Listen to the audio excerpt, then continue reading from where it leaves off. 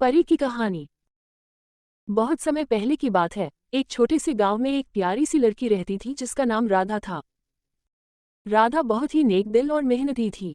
उसके माता पिता गरीब थे, लेकिन राधा हमेशा खुश रहती थी और अपने माता पिता की सेवा में जुटी रहती थी।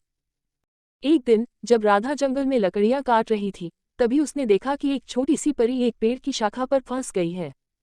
राधा ने बिना किसी डर के परी को बचाया और उसे नीचे उतारा।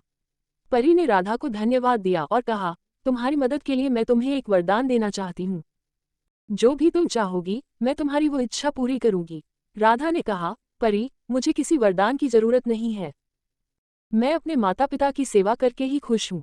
परी राधा की इस बात से बहुत प्रभावित हुई और उसने कहा, तुम्हारी इस निस्वार्थता के लिए मैं तुम्हें एक ऐसा वरदान दूंगी जो तुम्हारे और तुम्हारे परिवार के जीवन को हमेशा सुखी बनाए रखेगा। परी ने अपने जादुई छड़ी से एक चमकदार रोशनी फैलाई और कहा, तुम्हारे घर में अब कभी भी धन धान्य की कमी नहीं होगी।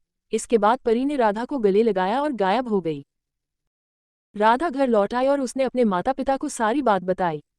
तभी अचानक उनके घर में चमत्कार होने लगे।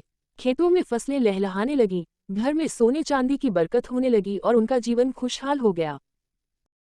राधा और उसके परिवार ने उस परी के वरदान के कारण गांव के बाकी लोगों की भी मदद करनी शुरू की। वे गरीबों को भोजन और कपड़े देते और जरूरतमंदों की सहायता करते। धीरे धीरे उनका गांव भी खुशहाल और संपन्न हो गया। राधा की नेकदिली और परी के वरदान की कहानी पूरे गांव में फैल गई।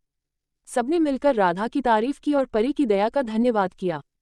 और इस तरह राधा और उसके परिवार ने अपने जीवन को परी के आशीर्वाद से सुखमय बना लिया। ये कहानी हमें सिखाती है कि निस्वार्थ सेवा और नेकदिली से न केवल हमारा जीवन बेहतर होता है, बल्कि दूसरों के जीवन में भी खुशियां लाई जा सकती हैं।